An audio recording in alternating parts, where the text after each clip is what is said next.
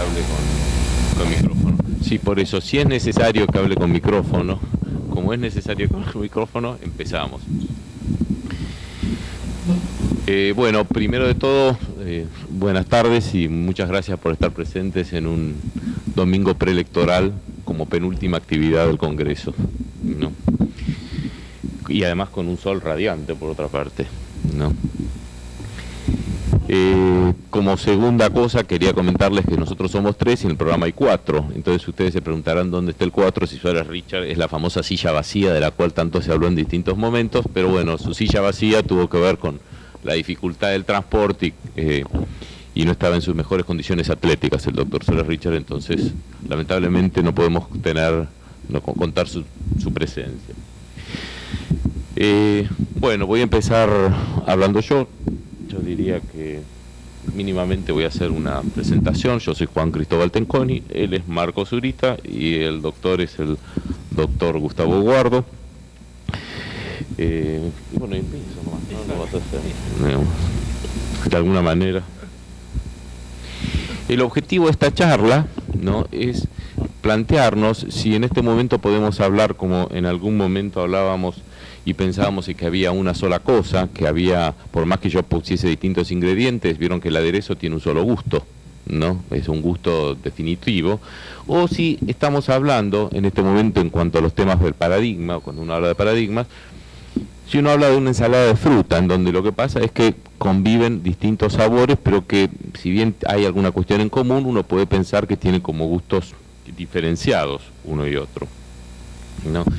Creo que por algún tipo de formación que tengo, yo siempre me fijo primero en el diccionario, qué significan las palabras. Y en el diccionario dice que paradigma es el ejemplo o modelo de algo. Entonces, modelo o patrón, viene del griego paradigma.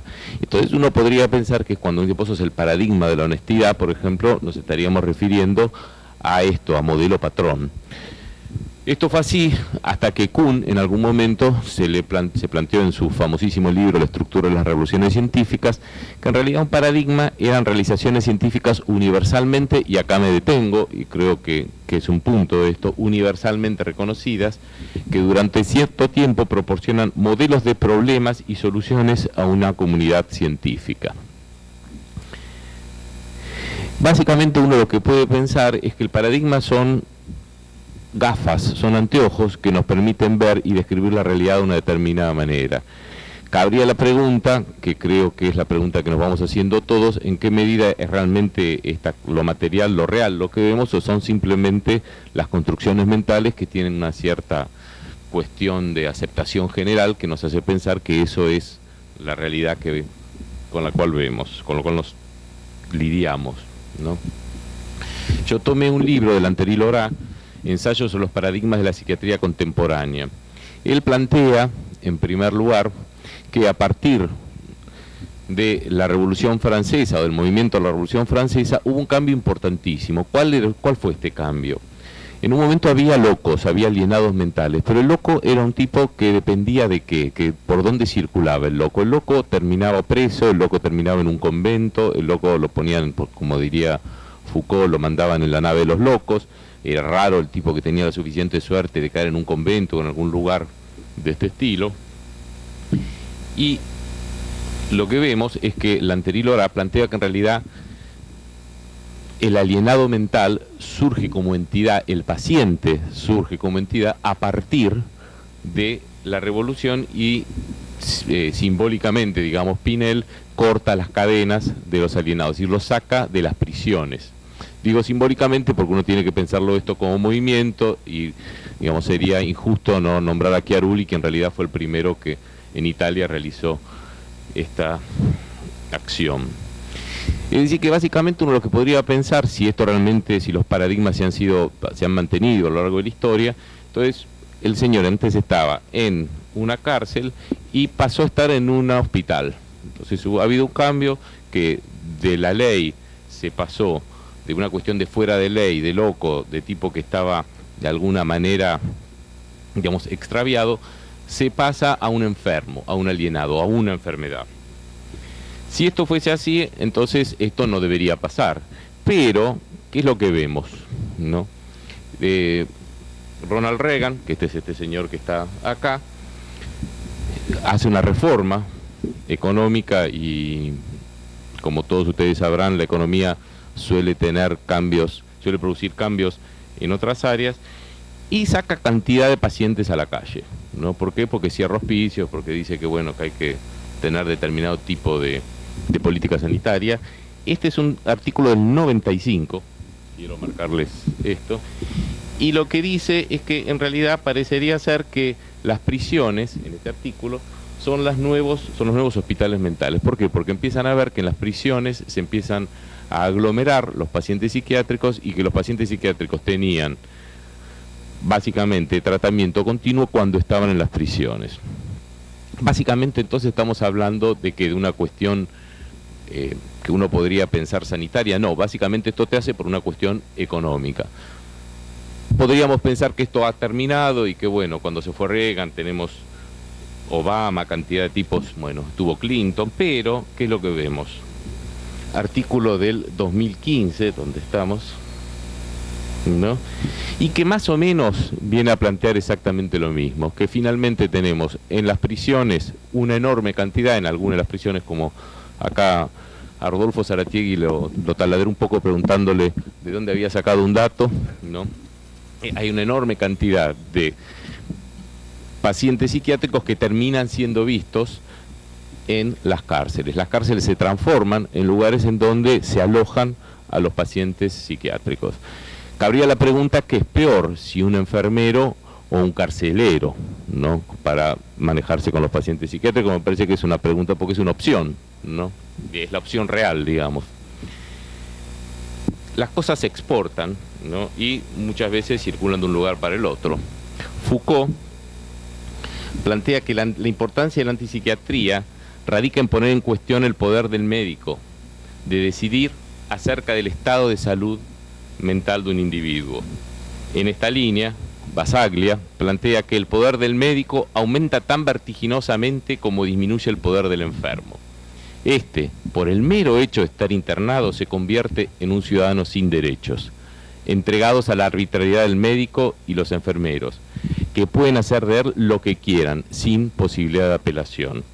No sé si esto le suena en relación a alguna otra cosa, ¿no?, pero claramente uno podría pensar que si el médico no actúa, y vimos que finalmente los que terminan actuando son los carceleros, algo de volver atrás ante el paradigma de la alienación mental, uno puede pensar que está presente.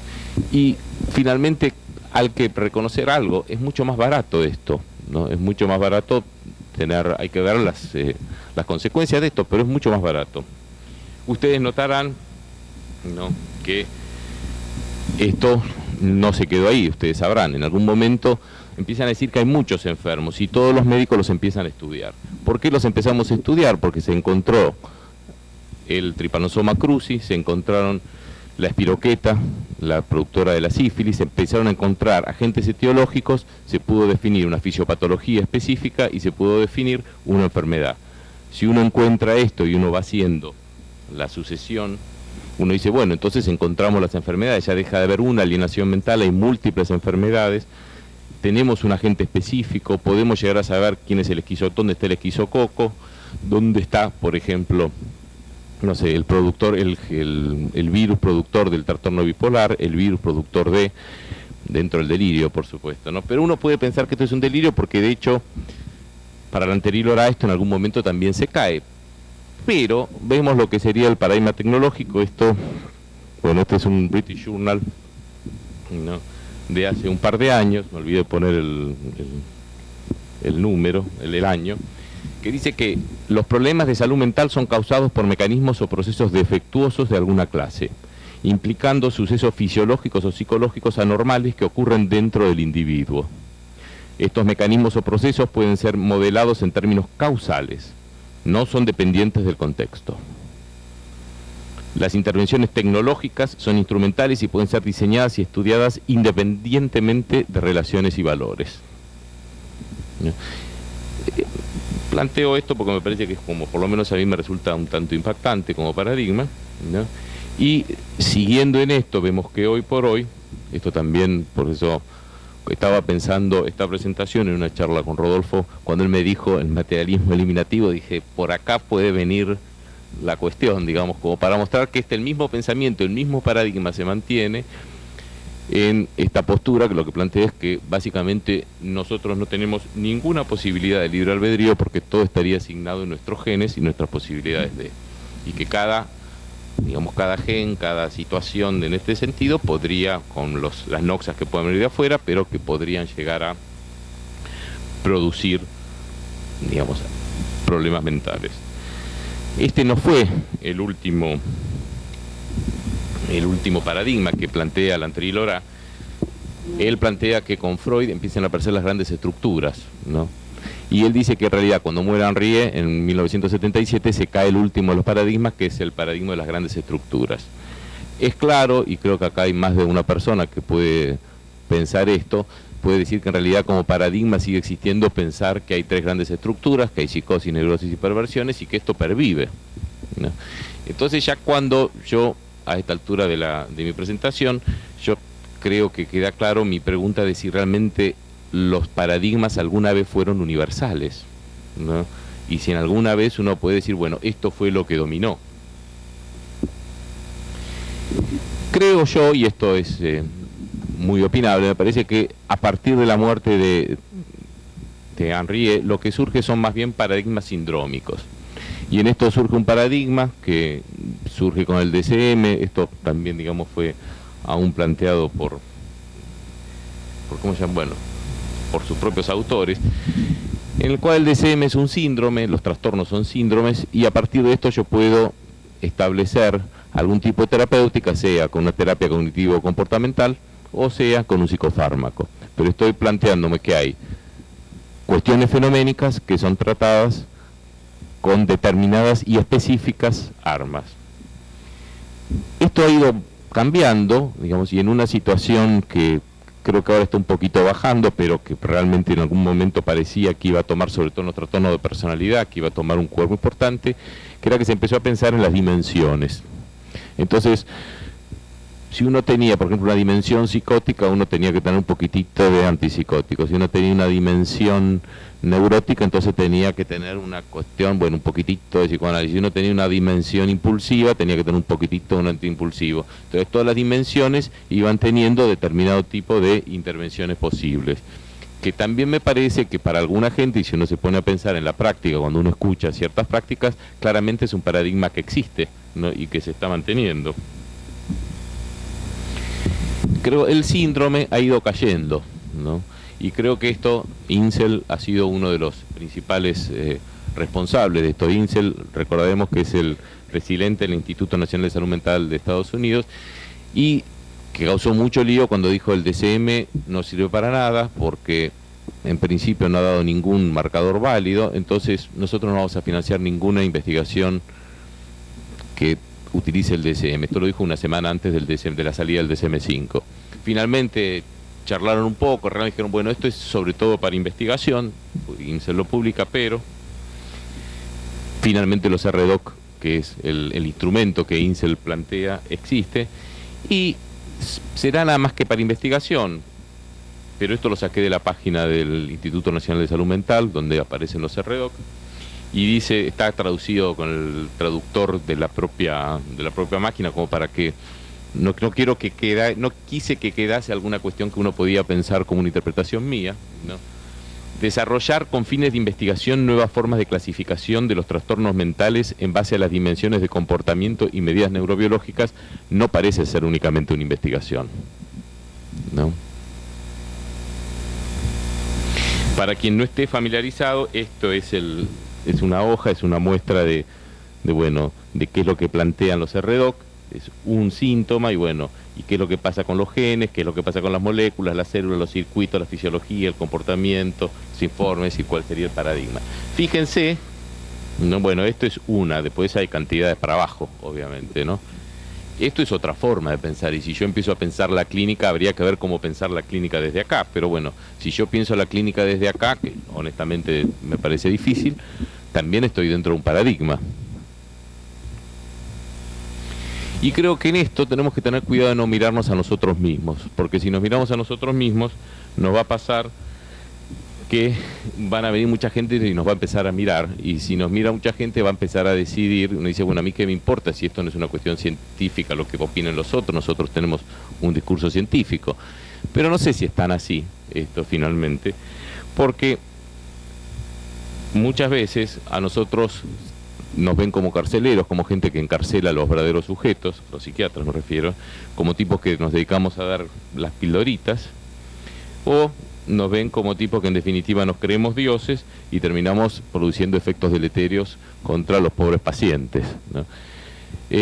Y esto está reflejado en la ley de salud mental, en la última ley de salud mental. Entonces también me parece que cuando uno ve lo que dicen los otros, hay que también ponerse a pensar por qué lo dicen y qué es lo que pasa, ¿no? Qué es lo que pasa en el sociocultural.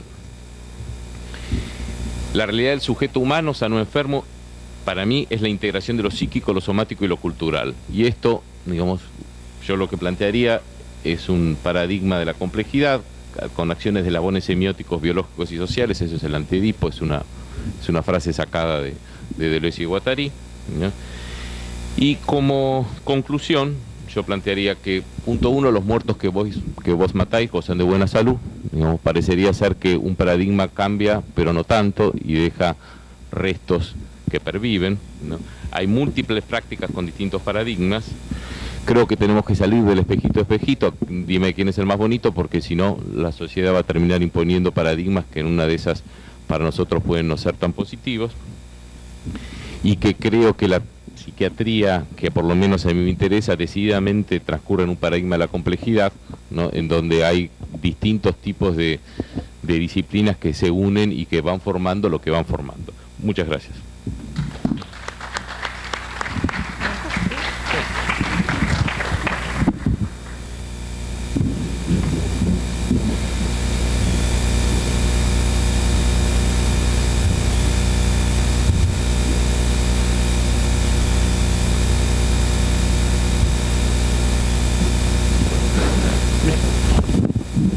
Bueno, ¿qué tal?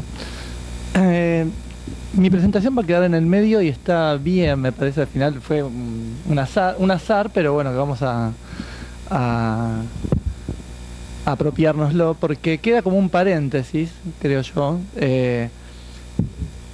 Tiene que ver con un artículo, básicamente, de lo que les voy a hablar, que salió en el American Journal el año pasado, con algo que son esos trabajos que a uno le gustaría hacer, pero se da cuenta que le gustaría hacer cuando uno ve que ya lo hizo otro, lo publicó y le salí, y está bueno. Entonces digo, esto estaría buenísimo hacerlo, y lo traje para compartirlo con ustedes. Es un trabajo del 2014 que hizo Kenneth Handler, y que el título es La estructura de la ciencia psiquiátrica. Es un título grandilocuente y jugado, digamos, en algún punto, ¿no?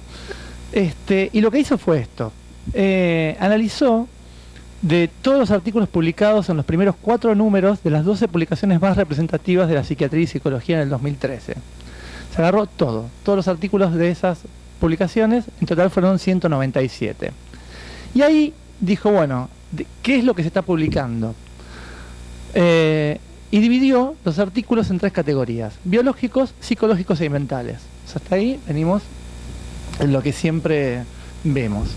Que también es interesante, desde el punto de vista paradigmático, que uno no se puede, de alguna forma, escapar de estas 3 dimensiones para comprender lo que hacemos. Y a su vez, después subdividió cada una de estas categorías en subcategorías. Por ejemplo, en el nivel biológico puso una categoría que eran artículos que solo se referían a genética molecular, otros que se referían más a la neuroquímica, a la neurociencia celular, otro en un nivel más de sistemas, y que incluían artículos que se referían a la anatomía, a circuitos estructurales. Otro nivel eran los efectos genéticos no especificados en el nivel molecular, y otro eran otras influencias biológicas. En el nivel psicológico, lo que planteó fue, dividió los artículos en trabajos que tenían su base en características neuropsicológicas, que eran los que aportaban los test, otros que eran más basados en la personalidad, que eran en general aportes de los cuestionarios, de pacientes que eran sometidos a cuestionarios o cuestionarios autoejecutados, otros que eran más trabajos que tenían que ver con la cognición o con la actitud, y finalmente otro grupo de trabajos dentro del área psicológica que eran los síntomas psiquiátricos. Eran trabajos que incluían síntomas psiquiátricos. Y finalmente, el otro nivel, en la otra categorización que utilizó fue la ambiental, que tenía que ver con trabajos que hablaban de lo individual, otros que hablaban de lo familiar y otros que hablaban de la comunidad, sociedad o cultura. Este es a lo que, cuando hizo las cuentitas, le dio esto. Le dio que dentro de por ejemplo, de la parte biológica, de lo que más se publica es de una cuestión más de trabajos que tienen que ver con análisis de sistemas, más en la neurociencia, de tratar de explicar más la cuestión a nivel de sistemas. O sea, no tanto lo que uno supondría a priori, que eran más las cuestiones más genéticas, que quedaron como medio que en un tercer lugar o cuarto lugar, como pueden ver ahí. De todas formas, la parte molecular fue la que menos tenía representación en esta muestra. En la parte psicológica, de lo que más había publicado era la cuestión de los trabajos más basados en la neuropsicología. Y en la parte ambiental tenían que ver con las cuestiones del ambiente, no dejando por fuera la cuestión familiar o de la comunidad, ¿no? Era la cuestión de lo individual, como de lo que se publicaba. A ver, el sesgo de este trabajo es un trabajo que lo que toma es lo que se está diciendo, el ruido que hay dentro de un contexto de investigación en los journals más leídos, que en general también están sesgados por cierta cultura o cierto contexto. Pero bueno, si vamos a hablar de la época, me parece que esto nos cae a nosotros, es como llueve.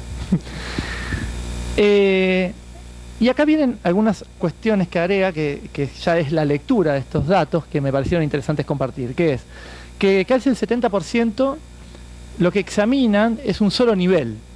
O sea, que da explicaciones de ciertas patologías o ciertos, él lo va a llamar factores de riesgo, a la cuestión más de los síntomas o cómo aparecería lo patológico, en un solo nivel. O sea, no, es raro el entrecruzamiento entre los tres registros, entre las tres categorías principales. El 31% examina factores de riesgo utilizando más de un nivel. Por ejemplo, factores genéticos relacionados con factores individuales o ambientales. Por consiguiente, esto a riesgo de repetirlo, lo vuelvo a decir porque me parece que es interesante que lo que se estudia o lo que se investiga está totalmente atomizado. Uno cuando ve un paciente no ve solo uno de estos registros, y sin embargo sobre lo que más se investiga es sobre uno de estos registros, sin ponerlo en relación con lo otro, o sea, como que estamos partidos. Por más que la definición de la salud como un estado biopsicosocial tiene ya un montón de años y han pasado varias generaciones, se sigue buscando dentro de cuestiones separadas estas tres esferas. Bueno, y él a partir de esto plantea tres paradigmas, justamente por eso también está acá. El primero dice paradigmas que tienen que ver con cómo se investiga, cómo se lee la estructura, recordemos el título que por eso lo dejé siempre arriba, que es la estructura de la ciencia psiquiátrica hoy, según en la versión de los journals, sería como el subtítulo de eso. El primero de los paradigmas que plantea Kendler es el aumento del volumen de datos validados de factores de riesgo en cada nivel. O sea, lo que se ve hoy en día es que tenemos mucha información, muchísima, en cada uno de estos niveles. Y él, a partir de esta mayor información, lo que plantea es que se puede hablar de como una especie de articulación con un modelo intervencionista que busca causalidades, pero no focaliza en los mecanismos que median entre factor de riesgo y enfermedad. ¿Esto qué significa? Que si yo tengo un problema, supongamos que tenemos una alta prevalencia de determinada patología, supongamos, no sé, ludopatía, y yo intervengo sobre psicoeducación en determinado nivel de educación de los chicos de la secundaria, y veo que ese índice de esa patología disminuye, ahí tengo un nexo causal, dice él. Entonces, lo que hago es un modelo intervencionista. Yo intervengo sobre lo que veo y establezco unas causalidades entre una cosa y otra. Y todo eso lo puedo hacer porque dispongo de un volumen de datos importante para poder convencerme de alguna forma, convencer a otros de que hay efectivamente un lazo entre esas dos cosas. Si yo no tuviera esos datos, no sería tan fácil, sería más una opinión, termina siendo una opinión igual, una opinión disfrazada de estadística, pero por lo menos es un disfraz. Dice que de sostenerse cierta rigurosidad, sobre cierta rigurosidad, este modelo permite que la pluralidad de miradas sea una potencia y no una debilidad, porque cada uno podría intervenir sobre esto al ver el resultado no sería, ya pasaría a ser válida esa mirada, digamos. Bien. El segundo de estas cuestiones paradigmáticas que plantea en esta época y a partir de este estudio es el esclarecimiento de los mecanismos causales. O sea, otro paradigma es buscar, o sea, uno era el manejo del aumento del volumen de información, este es más focalizado en un esclarecimiento de por qué funcionan las cosas así. La mayoría de las investigaciones publicadas son sobre un solo nivel, dice él. Entonces es necesario ampliar los estudios que apuntan a explicaciones de niveles múltiples, porque esto que les decía, de que uno es múltiple. De hecho, él no lo puede resumir a todos estos datos que saca en un solo paradigma, sino que tiene que poner 3 paradigmas que además funcionan por separado. Muchos síndromes en realidad pueden ser un solo trastorno con un mismo mecanismo involucrado. Esto lo vemos todo el tiempo con esta cuestión de la comorbilidad, ¿no? que aparece. Y el tercero de los paradigmas que él plantea es, con este volumen de datos, es llevar la causalidad otra vez hacia lo mental. Esto es interesante, porque es cómo los mecanismos pueden ser traducidos en la forma subjetiva en que cada paciente vive su padecimiento. Y acá hace mucho hincapié en que los datos que uno recibe de la patología mental vienen de parte del paciente. O sea, el paciente viene con sus palabras, con su cultura, atravesado por todo eso, por su época, a decir qué es lo que le pasa. No podemos, de alguna forma, tener un dato más, desde el punto de vista...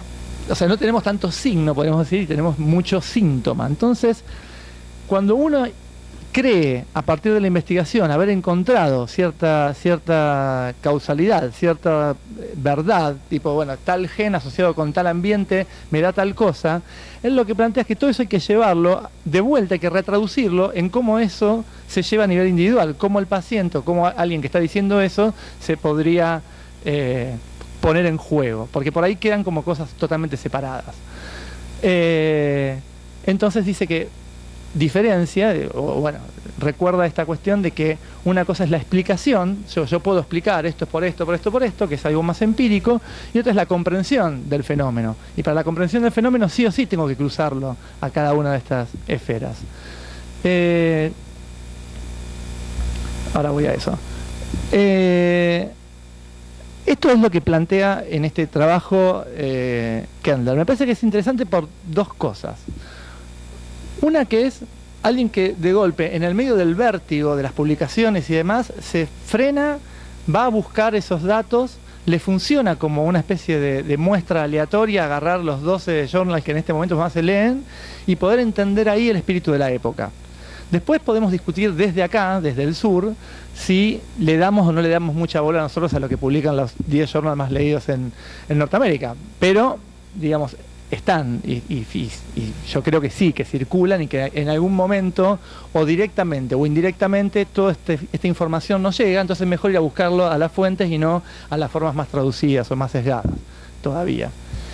Y la otra, que lo que plantea ahí abajo es esto, que hay todavía una falla, si se quiere, un hiato, un blanco que queda entre la explicación y la comprensión de las cosas.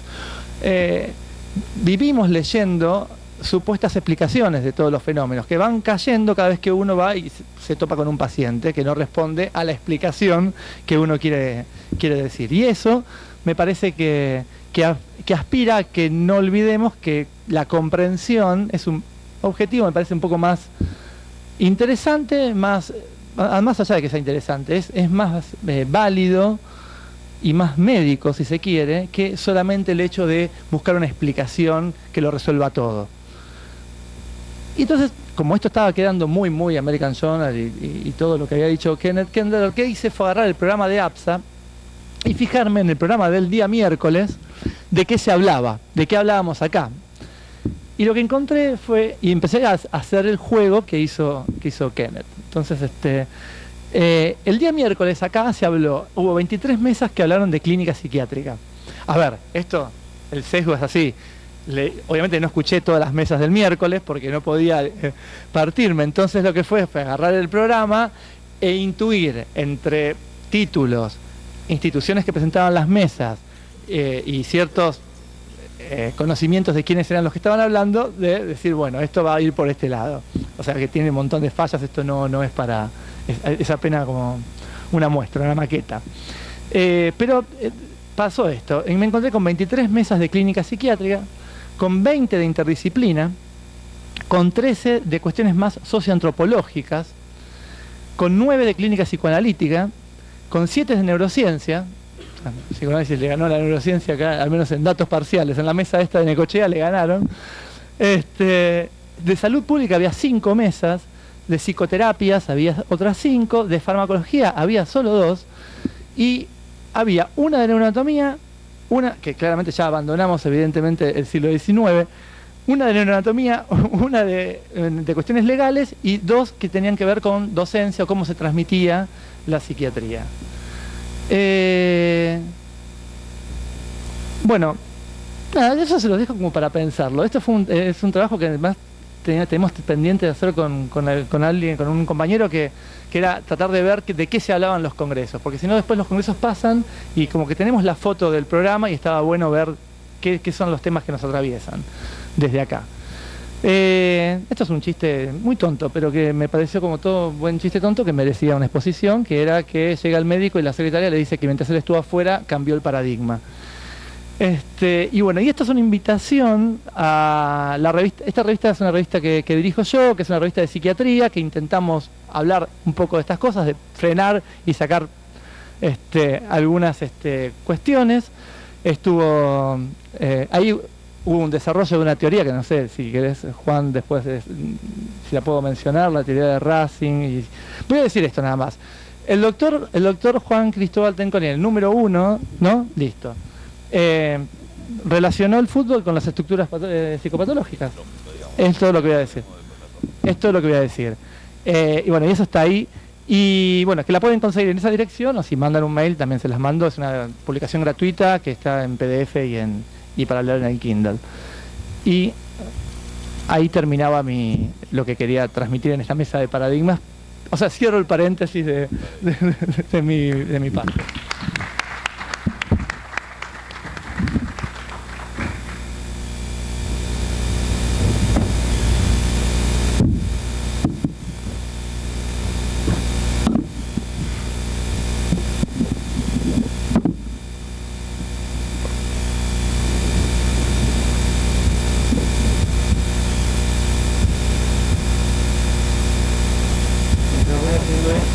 Soy doctor Gustavo Bardo, soy presidente del Proyecto Suma. Proyecto Suma es una ONG. ONG no es la forma vulgar de denominar a lo que técnicamente se denomina organizaciones de la sociedad civil, pero es más fácil pronunciar ONG y voy a referirme al tema de las ONG, que tiene como objeto fundamental la asistencia de personas con severos padecimientos de salud mental con un enfoque que apunta a la inserción social y laboral. Somos un grupo multidisciplinario, yo soy psiquiatra, que tenemos como ideología que el tratamiento psiquiátrico, cuando lo pensamos desde la psiquiatría, finaliza con la persona está incluida sociolaboralmente, no solamente con la disminución sintomatológica. Y voy a hablar, como diría Marcos, que dice Kendall, de lo ambiental. Sí, ahí está. Bueno, el tema del congreso es el psiquiatra, el equipo de salud y la comunidad, y justamente el conflicto y la zozobra paradigmática que tenemos como psiquiatras al trabajar en una institución de estas características es justamente la falta de esquema conceptual o la falta todavía de paradigma para la asistencia del psiquiatra en la comunidad. Como diría Juan, que dice Foucault, cuando aumenta la cuestión social, disminuye el poder y el saber del psiquiatra, y es una dificultad para nosotros movernos en esa disyuntiva. Muy bien. Entonces, el objetivo de la presentación...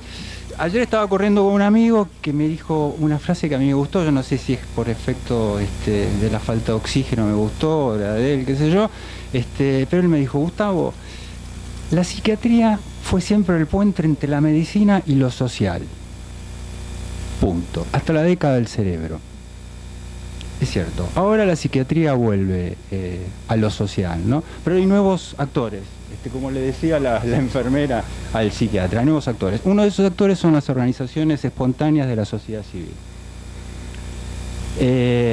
Bueno, estos son los paradigmas en discusión, con los cuales yo no me voy a meter, que Juan habló muy bien del paradigma, lo que plantea de los modelos Lante y Laura, el modelo estadístico versus el psicopatológico, el nomostético versus el ideográfico, la cultura versus la naturaleza, los distintos paradigmas terapéuticos.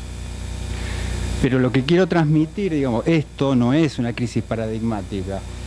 Esta dificultad que tenemos los psiquiatras a acercarnos a la comunidad. El paradigma está en cómo estas organizaciones de la sociedad civil pueden hacer acciones directas sobre la salud mental e informar sobre la salud mental, teniendo en cuenta los nuevos actores y teniendo en cuenta también las nuevas formas sociales. En general, ¿por qué surgen nuevas organizaciones sociales? Las ONG en la Argentina tienen 120 años de historia. Bueno, el Hospital Italiano es una ONG, APSA es una ONG. En general, muchas son para innovar en ciencias, tecnología, salud, muchas son de defensa de los derechos y la mayoría tienen fines altruistas y asociacionismo, como es APSA, ¿no?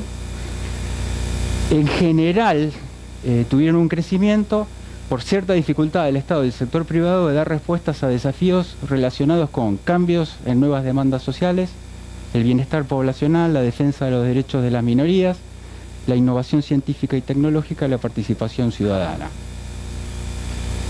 Tienen como ventaja lo siguiente: generalmente manejan información específica, tiene alta experiencia de sus integrantes. No me refiero a experiencia profesional, porque la experiencia hace alusión a lo profesional, por ejemplo en el caso de APSA, pero en una organización que lucha por en contra de la violencia doméstica, la experiencia es una experiencia vivencial, no profesional, ¿no?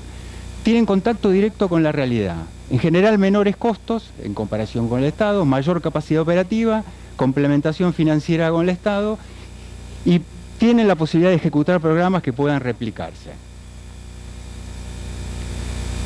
Las nuevas organizaciones, las ONG en salud mental, se pueden agrupar de esta forma. Yo las agrupo de esta forma: las de defensa de los derechos de las personas que padecen problemas de salud mental, las de usuarios, las cooperativas de trabajo, las de familiares, las de profesionales, organizaciones de pacientes y algunas que tienen mix de unas y otras, como es el caso del Proyecto Suma.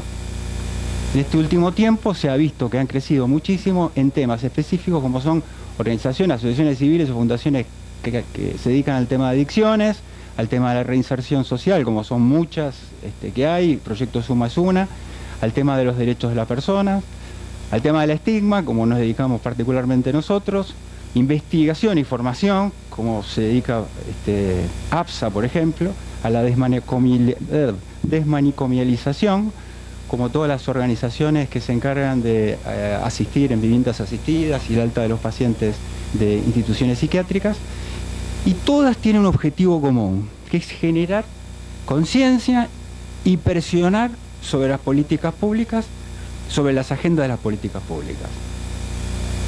Me acuerdo hace 12 años que fui a un congreso en Estados Unidos a una exposición de Kemper, creo que era de Borderline, y había en la puerta una agrupación que se llamaba TARA, no sé si alguien la conoce. Son familiares de pacientes Borderline y que decían que querían pasar el trastorno de personalidad Borderline al eje 1. Yo los miré como diciendo, perdón, ¿con qué criterio? ¿Quiénes son ustedes para discutir esta cuestión de si un trastorno de personalidad tiene que estar en un eje o en otro eje? Entonces me contestaron: nosotros somos familiares de personas que padecen este problema. En Estados Unidos, tener una patología de eje 2 implica un presupuesto para investigaciones en ese momento me dijeron la cifra, $100 millones.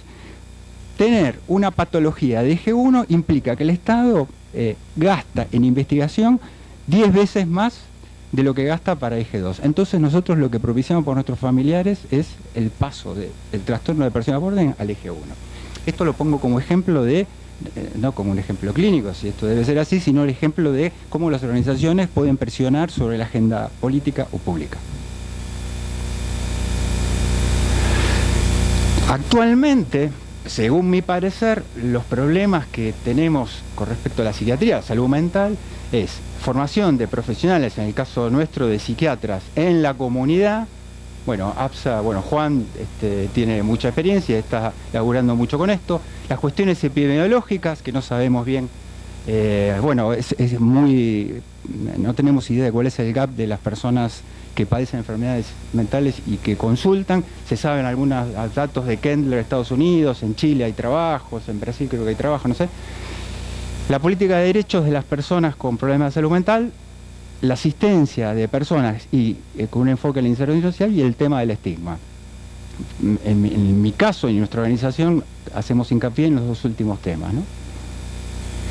Esta es mi opinión, pero esta es la opinión de la Organización Mundial de la Salud, que apunta en el 2003 a poner énfasis en el tema de los derechos de las personas, hacer políticas de inclusión sociolaboral y campañas de educación pública sobre el tema del estigma, con promoción y empoderamiento de las ONG. El objetivo, influir en la agenda de los gobiernos.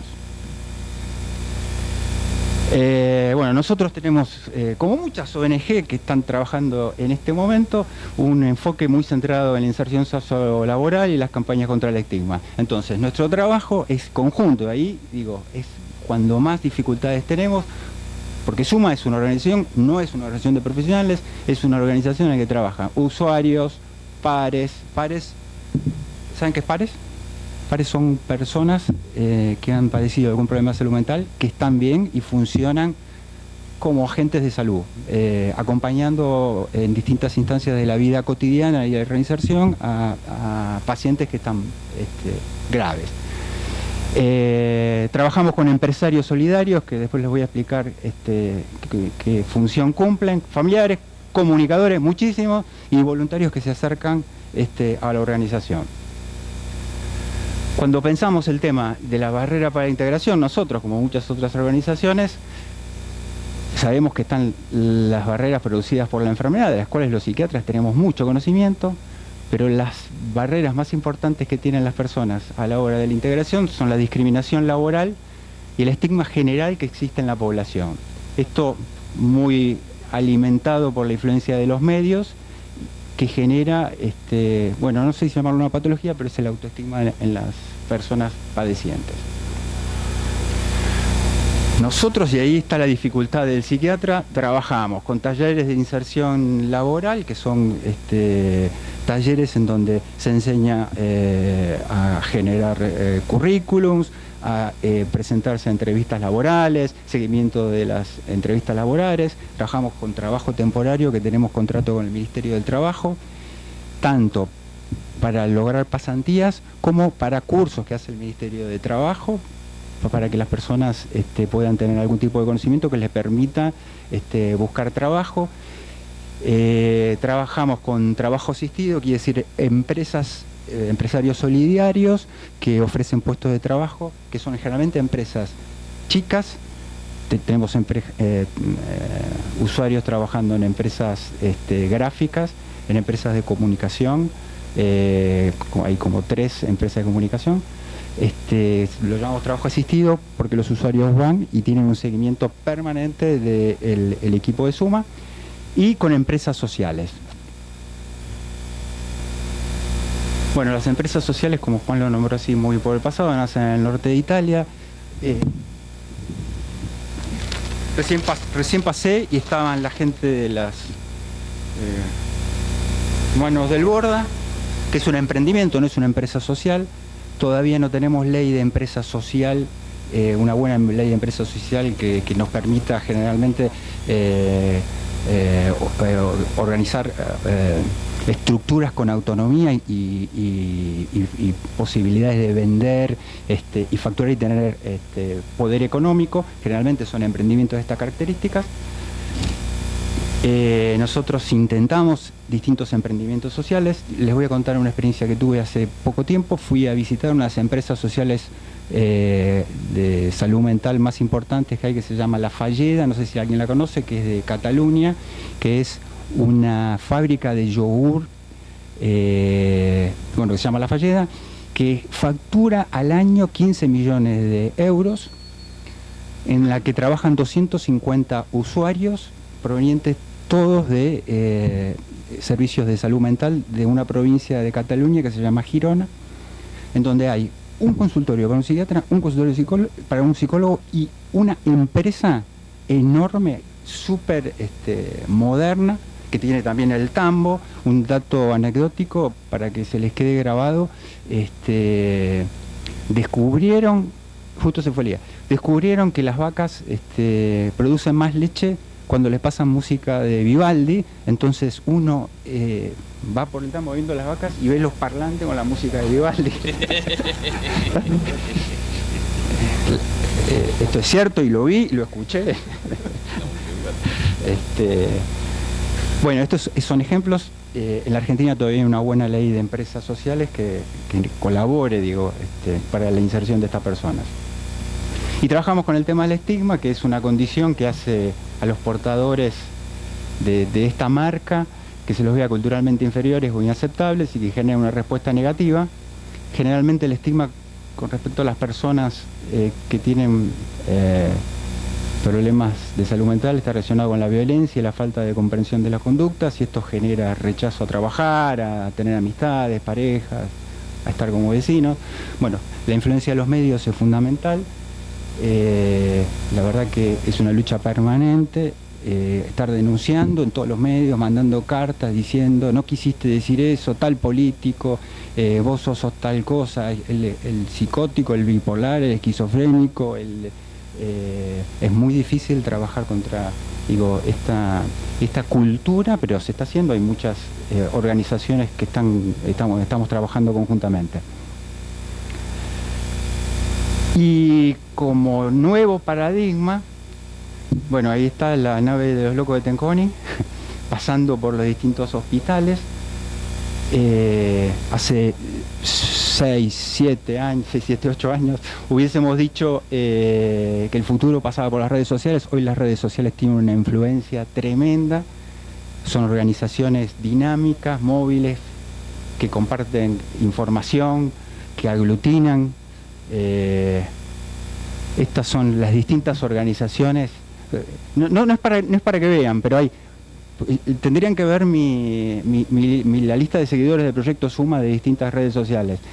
En rehabilitación, organizaciones de pacientes, en lucha contra el estigma, en rehabilitación de adicciones, en derechos, empresas sociales. Hoy circula mucha información, los psiquiatras deben estar al tanto de la información que circula. Nosotros estamos permanentemente influenciados por todo la propaganda de estas organizaciones. Y por último, esto sí es el futuro. Hace 6, 7, 8 años hubiésemos hablado de las redes sociales, Twitter, Facebook, todo eso. Las nuevas TICs quiere decir tecnología de información y comunicaciones, van a ser las aplicaciones ciudadanas, que ya se están implementando en muchos lugares del mundo. Las aplicaciones ciudadanas, todos conocen las aplicaciones porque cada uno baja aplicaciones para lo que fuera, ¿no? Las aplicaciones ciudadanas tienen como función estimular el cambio social a través de herramientas digitales en poblaciones altamente segmentadas. Generalmente son con un fin altruista y colaborativo entre el usuario y el desarrollador y entre los usuarios. El ejemplo típico es las aplicaciones que sirven para las personas con discapacidad motora, que andan en silla de ruedas. Por ejemplo, en las ciudades, ellos van con la aplicación y van sabiendo por dónde tienen más fácil acceso, y al mismo tiempo, esta es la diferencia, permanentemente largan información de lo que ellos van viviendo para que otros usuarios que al mismo tiempo están por ahí sepan si tienen que seguir o no seguir. Esto se aplica como modelo a todas las enfermedades. Hay aplicaciones para diabetes, bueno, para todas las enfermedades médicas, empieza a haber para enfermedades en salud mental. Y en la Argentina sé que están trabajando en una aplicación para personas con síndrome de Down y familiares. Sé que están ahora, hay un evento que se llama un hackathon, en donde una serie de programadores va a diseñar aplicaciones en este sentido de utilidad. La discusión con respecto a estas nuevas organizaciones sociales es la transparencia, que no es una discusión actual, porque hoy todas las ONG están bien vistas en cuanto al manejo y a la transparencia de fondos. cuánto necesario es el trabajo de asociación con el Estado. Y con respecto al tema del psiquiatra en los equipos y la comunidad, ¿podemos estar formados en todo? Esta queda como pregunta. Gracias.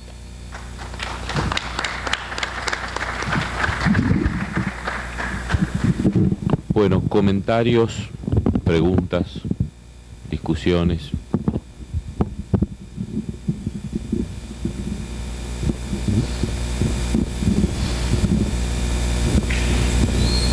Bueno, doctor. Bueno, primero que nada mi agradecimiento a la mesa por la buena discusión que han traído. Yo quería hacer, ya que piden comentarios, un par de reflexiones. Yo creo que el RDoC se está poniendo de moda, en muchas presentaciones se escucha, y el RDoC adolece de un defecto que para mí es decisivo, y es que la parte social no está. Y es tan decisivo que hasta se puede demostrar desde el punto de vista semiológico. ¿Por qué? Por ejemplo, la depresión en África viene con ideas de persecución. En África sería delirio de persecución. En cambio en Occidente lo que hay es culpa.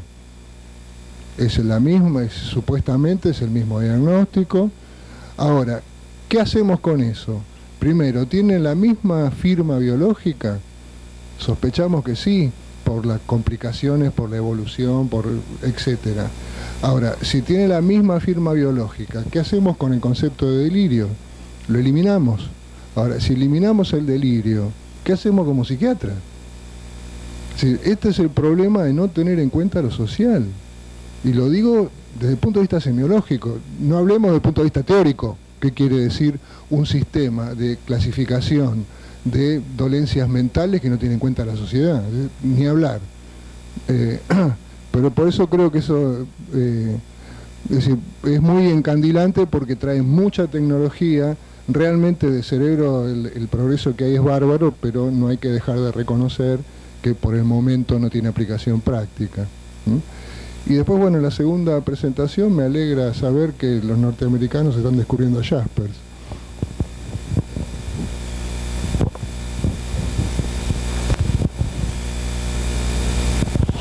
Otro comentario. Bueno, parte de lo que yo dije es decir que lo fui pensando cuando viajamos juntos a Comahue. Por eso además, bueno, ya notaste que estaba como un tanto monotemático con los temas, tuvieron que ver con él.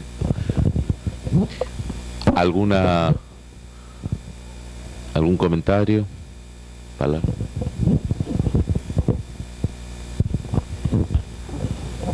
Bueno, los felicito. Muy linda la discusión. Yo querría traer un comentario que relacionaría a la mesa anterior la mesa anterior que estuvo acá, que la presentó Strejilevich y un cardiólogo. Y hablaban de una cosa en la que nosotros creemos también, ¿no? Que la mente no es el soplo divino como ladrillo que nos cayó en la cabeza, sino que es una manifestación del cuerpo, que es como un acorde del cuerpo. Pero lo notable, lo que yo querría plantear en relación con las dos mesas, y que me parece que es pertinente para lo que ustedes traen, es que no tenemos diferencia, pero está planteado de un modo tan polémico que parece que se están peleando con nosotros, que somos ellos y nosotros. Y no, ustedes traen los paradigmas, que son muchos, y que uno los tiene que adecuar al paciente, porque si no está trabajando en el vacío, ¿no? De modo que me parecía útil como comparación dentro del Congreso, ver que hay quizás hay muchas más coincidencias que diferencias, ¿no?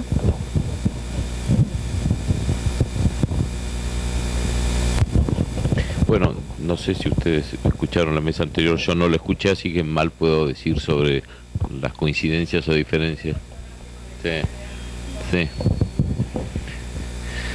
Sí, creo que muchas veces, de todas maneras, lo que prima es el narcisismo de las pequeñas diferencias en cuanto a las relaciones humanas, más que otras variables, ¿no? Paradigma del narcisismo. Claro, es el paradigma del narcisismo, la pequeña diferencia. Bueno, ahí hay un comentario.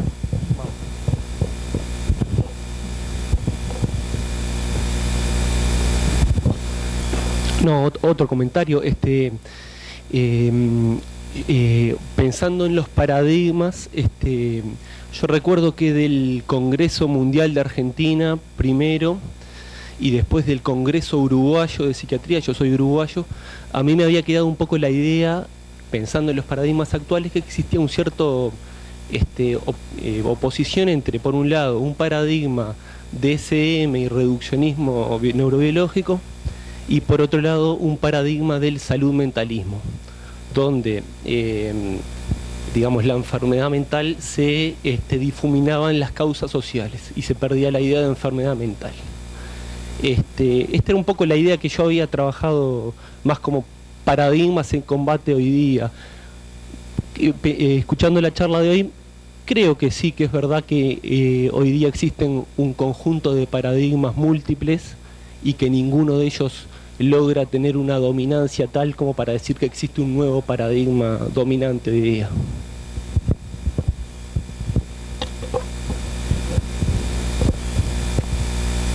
No, yo creo que si uno se vuelve determinista en cualquiera de los paradigmas, le pasa lo de la frazada corta, ¿no? Se queda tranquilo porque da explicaciones, sea para lo neurobiológico, sea para lo social, pero se queda fuera la explicación neurobiológica o la social de las enfermedades. Digo, si te pones determinista, la frazada es corta, muy corta.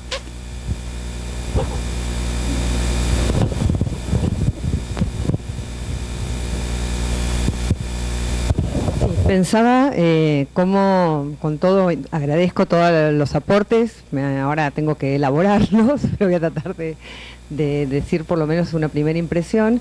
Creo que siempre tenemos todos estos múltiples paradigmas en algún lugar trabajando. Quizá cuando queremos hablar tenemos que pensar desde qué lugar lo decimos, pero pensaba en esto de las investigaciones, ¿no?, que vos contabas y que siempre tomaban un aspecto.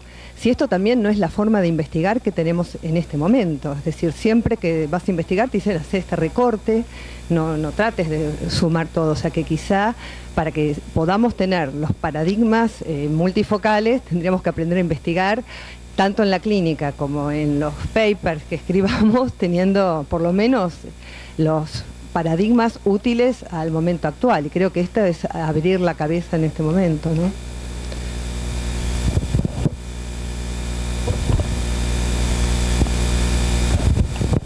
Sí, bueno, un pequeño comentario. Habría otra posibilidad, si lo tomamos a Kuhn, que es que pensar que en realidad estamos en una etapa preparadigmática, ¿no? Cuando no hay un paradigma que sea universalmente reconocido, Kuhn, una de las cosas que plantea es que en realidad estamos en una etapa preparadigmática y no seríamos ciencia.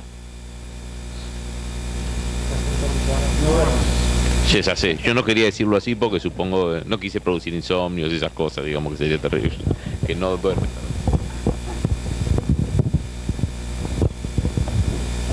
No quiero colaborar en el insomnio, pero ayer Estañaro presentó la mesa con Kornblit diciendo que la medicina es una práctica científicamente informada, no una ciencia, que me pareció muy interesante introducir ese matiz.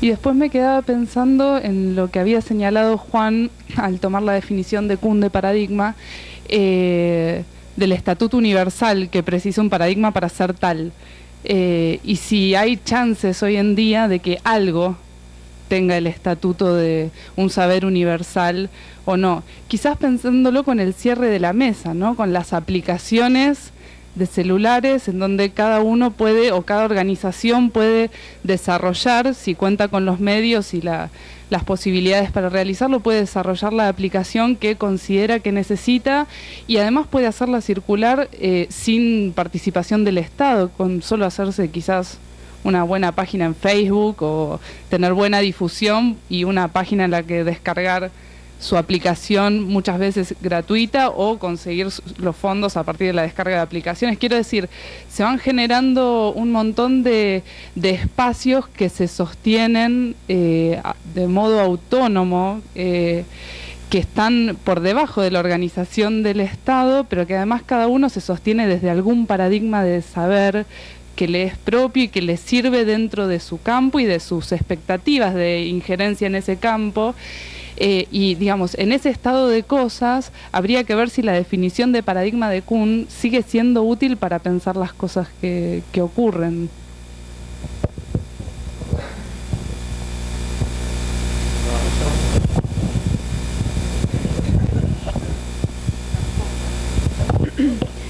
No, yo estoy lamentablemente contaminada con la mesa anterior, porque voy a decir una cosa más que se dijo muy como que era distinta, y es un cardiólogo que habló no sé de qué enfermedad porque no retuve, porque no la conocía, y dijo que la paciente simuló una esquizofrenia. Y yo lo que le dije es que tal vez no la simuló, tal vez la esquizofrenia es eso y todavía no lo sabemos nosotros.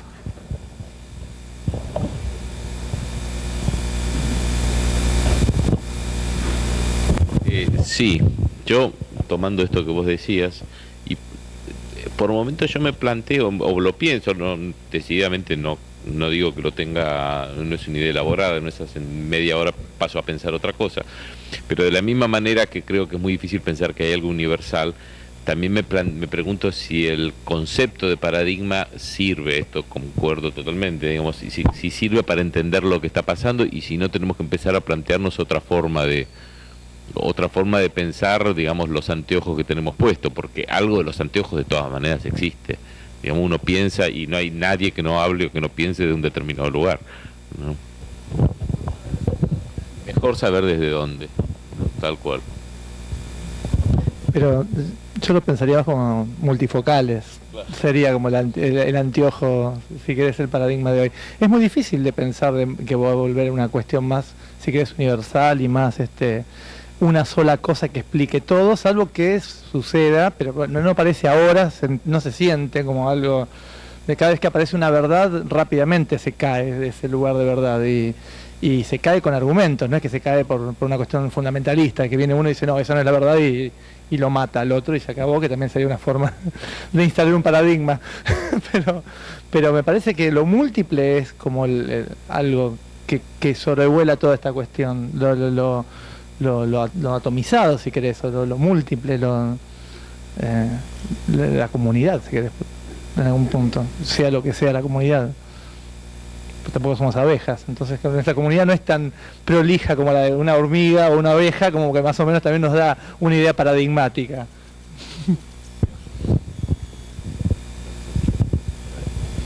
Sí, ¿qué preguntas de ellas? Comentarios.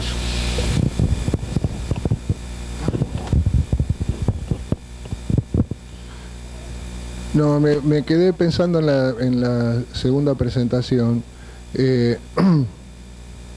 Evidentemente yo no leí el artículo de Kendler, pero la decisión de tomar las revistas más importantes, que hay un índice de eso, es una decisión bastante acertada, porque las revistas principales no aceptan ideas originales. No sé si saben, es mucho más difícil aprobar ideas originales. Las ideas muy originales las tienden a rechazar. Es más, hay cabezas privilegiadas en la especialidad como Gaemi, que ha dicho que los trabajos que él más ha querido no los ha podido publicar. Porque están en contra de las ideas en boga, porque están contra la corriente, digamos. Incorrecta, sí. Bueno, y si querés ver en APSA, vos tenés que tener en cuenta que jueves y viernes es el criterio de selección de las mesas más importantes del Comité Científico del Congreso. Así que si querés tener una idea de todo, tenés que tomar todos los días. O también tomar si hay alguna diferencia entre jueves y viernes y miércoles y sábado, porque eso puede indicar una cierta política institucional implícita, no totalmente implícita.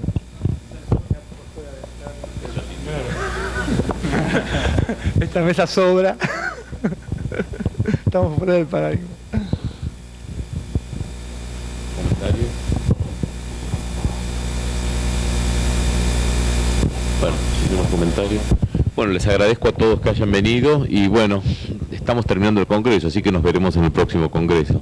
Hasta luego. Muchas gracias.